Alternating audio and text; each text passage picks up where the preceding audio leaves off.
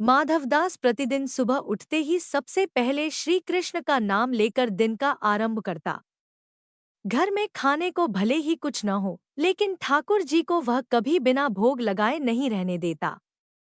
कभी कभी जब घर में एक मुट्ठी चावल भी नहीं होते तो वह तुलसी पत्र और जल से ही भगवान को भोग लगाकर संतुष्ट हो जाता। एक दिन गांव में भयंकर अकाल पड़ा, खेत सूख गए, पशु मरने लगे और लोगों के पास खाने को कुछ नहीं बचा। बहुतों ने गांव छोड़ दिया, लेकिन माधवदास ने अपने ठाकुर को छोड़ने से मना कर दिया। उसने कहा, भगवान श्री कृष्ण ही मेरी रक्षा करेंगे। दिन बीतते गए, माधवदास की हालत बदतर हो गई। कई दिन तक वह और उसका परिवार बिना भोजन के ही रहे। एक रात उसने अपने ठाकुर से रोते हुए कहा, प्रभु, क्या मेरी भक्ति में कोई कमी है?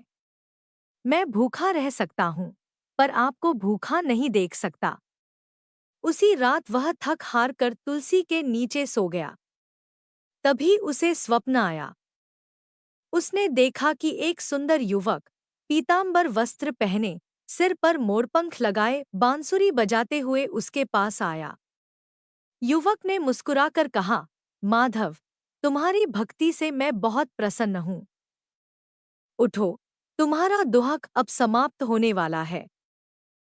सुबह माधवदास की आंखें खुली तो उसे लगा कि यह सिर्फ सपना था। लेकिन जैसे ही वह घर की ओर बढ़ा, उसने देखा कि उसके दरवाजे पर कई बोरियां अनाज की, वस्त्र और आवश्यक सामग्री रखी हुई थी। साथ में एक पत्र भी था, अपने भक्त को भूखा देखना मुझसे कभी सहन नहीं होता। श्री कृष्ण, माधव की आंखों से आंसू बह निकले। उसकी पत्नी और बच्चों की आंखों में आश्चर्य और आनंद के भाव थे। गांव वाले भी यह चमत्कार देखकर चकित रह गए। सबने पूछा कि यह सब कहाँ से आया, पर माधवदास केवल एक ही बात कहता, यह मेरे ठाकुर की लीला है।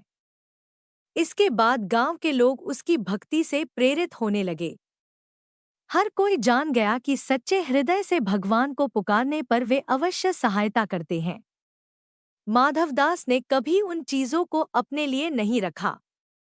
वह जो भी आता, उसमें से एक भाग दूसरों में भी बांट देता और कहता, यह मेरा नहीं, ठाकुर का प्रसाद है।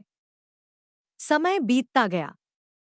अब माधवदास सिर्फ एक गरीब ब्राह्मण नहीं, बल्कि एक संत के रूप में पूजे जाने लगे।